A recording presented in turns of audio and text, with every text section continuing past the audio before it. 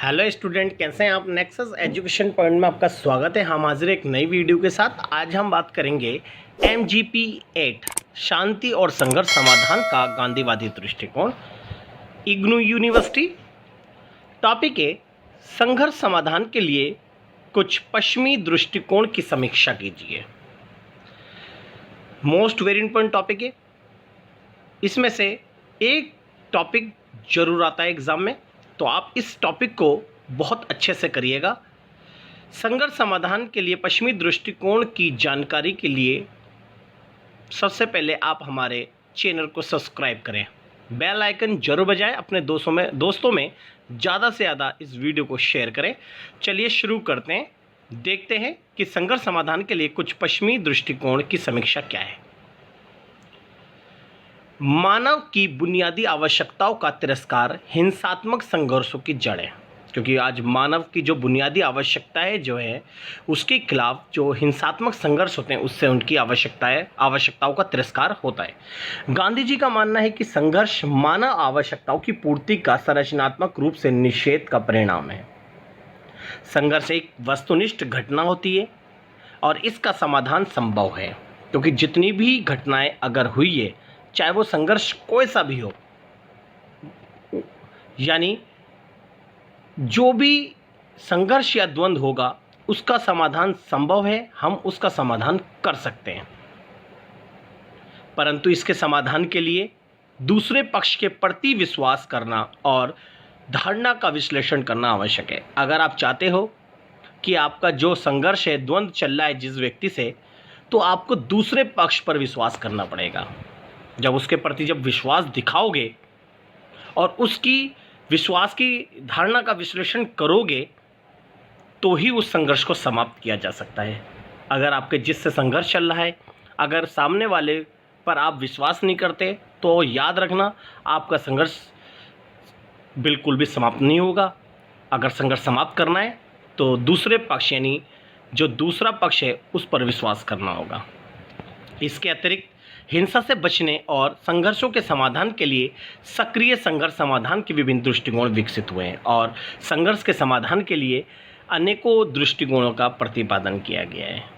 और समय के साथ साथ बहुत सारे विचारकों ने संघर्ष समाधान के ऊपर अपने विचार भी प्रस्तुत किए हैं।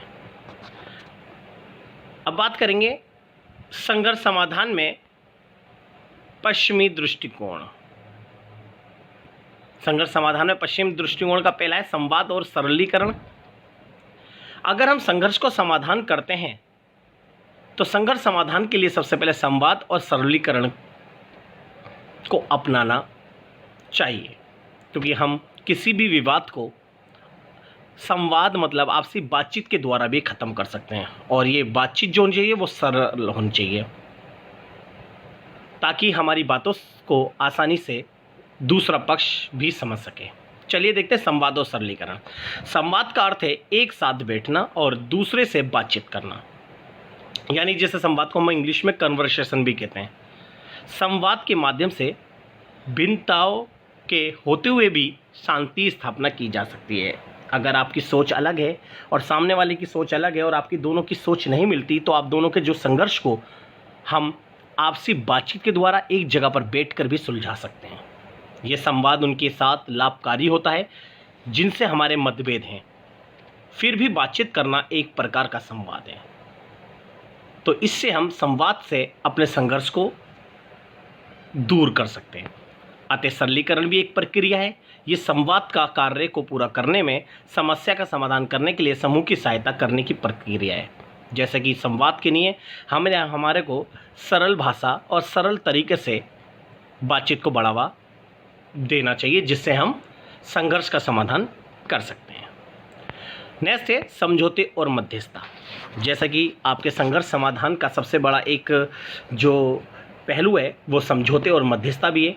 हमें मध्यस्थता और समझौते के द्वारा संघर्ष को दूर किया जा सकता है। समझौते और मध्यस्थता शांतिपूर्ण संघर्ष समाधान के प्रभावकारी साधन है। आप समझौते और मध्यस्थता के द्वारा किसी भी संघर्ष का समाधान कर सकते हैं। जैसे कि दो पक्ष में अगर विवाद है तो उनके बीच में या तो समझौते के द्वारा भी हम संघर्ष को ख़त्म कर सकते हैं, समझौते जो होता है दो पक्षीय होता है कि आपके सामने वाला यानी आप और आपके जो दूसरा पक्ष है, जो विवादित पक्ष है, जो संघर्ष का एक दूसरा पहलू है यानी दूसरा पक्ष है, यानी दो बंदों के बीच यानी दो गुटों या दो समूह के बीच में अगर विवाद हुई है तो दोनों के बीच में दोनों की सहमति से समझौते के द्वारा भी उस संघर्ष को समाप्त कर सकते हैं। और दूसरा दोनों की मध्यस्थता यानी तीसरा पक्ष यानी दो के बीच के सामने वाला जो तीसरा पक्ष होता है वो मध्यस्थता कराने वाला व्यक्ति होता है। समझौते दो व्यक्ति के बीच में होते हैं जिसके अंदर लड़ाई है, संघर्ष है, और मध्यस्थता तीसरा पक्ष कराएगा दोनों के बीच में। और तीसरा जो पक्ष है उसे दोनों की बात सुननी चाहिए और दोनों इस विवाद को समझना चाहिए, फिर उसके बाद मध्यस्थता करके इन दोनों का सॉल्यूशन करना चाहिए। और मध्यस्थता करने वालों को दोनों पक्ष को समझना होगा, जब ही जाकर समझौते और मध्यस्थता के द्वारा संघर्ष का समाधान किया जा सकता है। समझौते की प्रक्रिया, समझौती प्रक्रिया के अंतर्गत व्यक्ति साझे एवं विरोधी हितों के साथ कार्य करते हैं। इस अवसर पर व्यक्ति के पास केवल दो विकल्प होते हैं, जी या हार, जीत या हार। समझौते के अंदर दो संघर्ष वाले जो गुट हैं उन दोनों को बिठाकर उनके बीच में समझौता किया जाता है। या तो वो समझौता पूरी तरह हो जाएगा या नहीं होगा। गांधी जी का मानना था कि जिस दृष्टिकोण से किसी पक्ष की हार होती है वह संघर्ष समाधान के विपरीत है। अगर आपको लगता है कि किसी की अगर पक्ष लेने से अगर किसी की हार हो रही है तो वे संघर्ष समाधान के विपरीत है। अतः समझौते की प्रक्रिया के नियम निम्नलिखित हैं। पहला नियम है, व्यक्ति और समस्या में भेद करना चाहिए और समस्या समाधान के लिए संबंध सबसे बड़ा बाधक है। तो व्यक्ति और समस्या में अलग अलग रख के हम समस्या के समाधान के लिए पहली बातें अपने संबंधों को दूर रखेंगे, यानी व्यक्ति और समस्या में भेद करना चाहिए। समस्या समाधान के लिए संबंध सबसे बड़ा बाधक है। दूसरा है समझौताकार यानी तीसरा पक्ष, यानी दो के बीच में विवाद हुआ है और उन विवादों को जो समझौता करवा रहा है यानी मध्यस्थता करवा रहा है तीसरा पक्ष को समस्या के प्रति कठोर रुख परंतु व्यक्ति के प्रति नरम रुख रखना चाहिए। यानी जो समस्या है उसके प्रति उसे गंभीर रहना चाहिए, उसे कठोर तरीके से सुनना चाहिए और कठोर तरीके से अपना फैसला सुनना चाहिए। मगर व्यक्ति जो दोनों पक्ष है उसके प्रति जो हमारा रुख होना चाहिए वो नरम होना चाहिए, जब भी आप समझौता करवा सकते हैं। तीसरा है प्रभावशाली संप्रेषण समस्या समाधान के लिए आवश्यक है। इस दौरान दूसरे की बातों को ध्यान एवं सम्मान के साथ सुनना और अपनी अपनी कहना भी शामिल है। अपनी अपनी कहना भी शामिल है, मतलब कहने मतलब यहाँ पर बोला गया है कि जो तीसरा पक्ष है यानी जो समझौताकार है उसे दोनों पक्षों की बातों को बड़े ध्यान से और सम्मान के साथ सुनना चाहिए, फिर उसके बाद अपनी बात भी रखनी चाहिए। इससे आप समझौता कर सकते हैं। ये समझौते की प्रक्रिया थी। चलिए नेक्स्ट पॉइंट देखते हैं, मध्यस्थता की प्रक्रिया। मध्यस्थता समस्या समाधान का एक प्रभावशाली प्रक्रिया है। इस प्रक्रिया के द्वारा तीसरा निष्पक्ष व्यक्ति विवादग्रस्त व्यक्तियों और समूहों के बीच एक संपूर्ण समझौते को सहज बनाता है।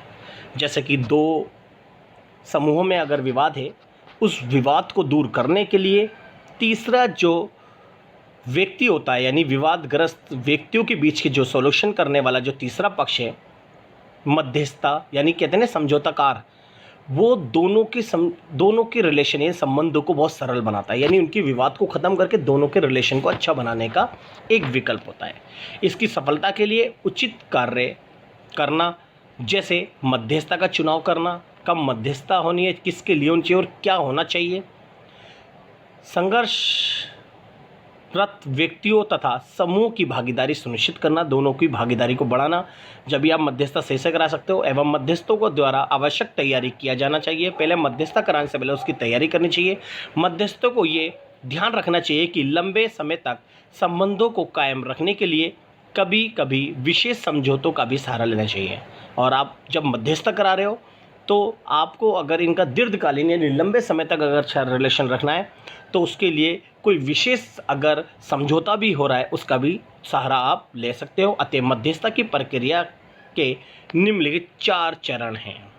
तो ये 4 चरण हैं बच्चों, इसे ध्यान से आप देखिएगा, इसके 4 चरण में पहला है परिचय की अवस्था। जी बच्चों, पहला है परिचय की अवस्था।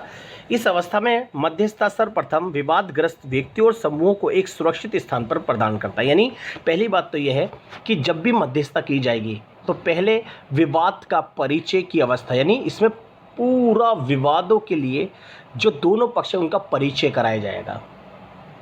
परिचय कराने के बाद इनके बारे में जाना जाएगा, ये है कौन, इनका नाम क्या है।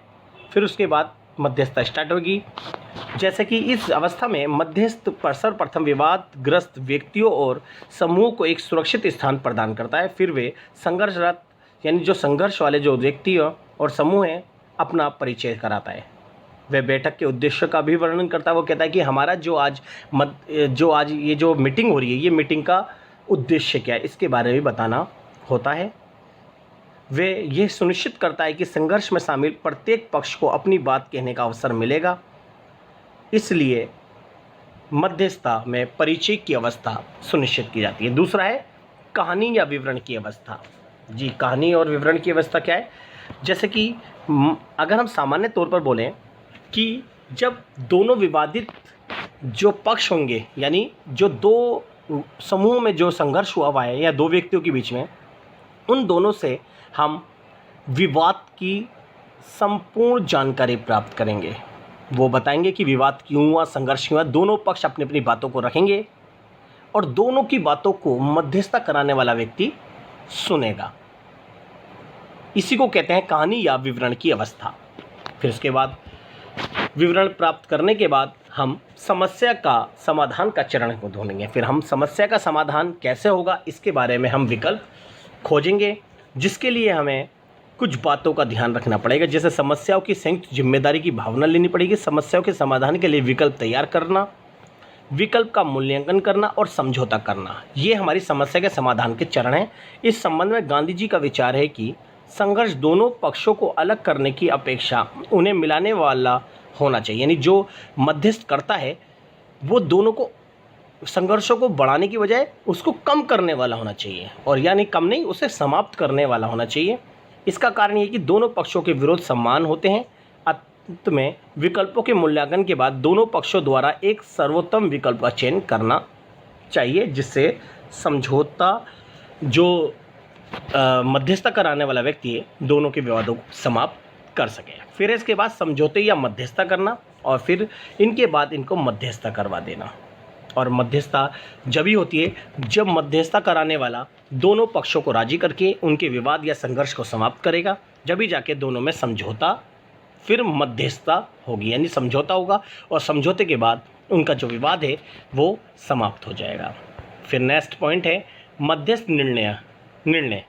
मध्यस्थ निर्णय मतलब दोनों की जो मध्यस्थता कराई जाएगी, मध्यस्थता कराने के बाद फौरन निर्णय लिया जाएगा, और निर्णय लेने में इन दोनों का विवाद को समाप्त करने के उद्देश्य से अपना निर्णय प्रदान किया जाएगा, और पूरी कोशिश की जाएगी कि इन दोनों के जो दोनों संघर्षकारी वर्ग हैं उन दोनों का जो संघर्ष है वो समाप्त किया जाए, और ऐसा निर्णय लिया जाएगा ताकि इन दोनों के अंदर विवाद समाप्त हो जाए।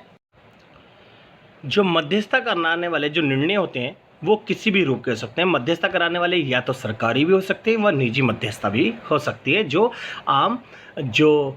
आम जो समाज के जो उच्च वर्ग है या एक सम्मानित या एक ठोस व्यक्ति के द्वारा भी मध्यस्थता की जा सकती है, उसे निजी मध्यस्थता कहते हैं। फिर है अधिनिर्णय। अधिनिर्णय से तात्पर्य है अदालत, समझौता, यानी अदालत के द्वारा जो समझौता कराया जाता है उसे अधिनिर्णय कहते हैं। यानी अदालतों के अधीन रहकर समझौता कराना। नागरिक या दीवानी मामलों में याचिकाकर्ता बचावकर्ता से कुछ मांगने के लिए अदालत पहुंचता है। ऐसे मामलों में किसी भी समझौते की अनुपस्थिति में न्यायालय अपना निर्णय देता है। इस तरह से ये जो हमने पढ़ा संघर्ष समाधान के बारे में पढ़ा, ये इसके दृष्टिकोण है। तो इस टॉपिक को आप बहुत अच्छे से कर लीजिएगा। मोस्ट वेरी इंपॉर्टेंट टॉपिक है। अगर आपने हमारे चैनल को सब्सक्राइब नहीं किया है तो हमारे चैनल को सब्सक्राइब करें, लाइक कमेंट शेयर करना ना भूलें।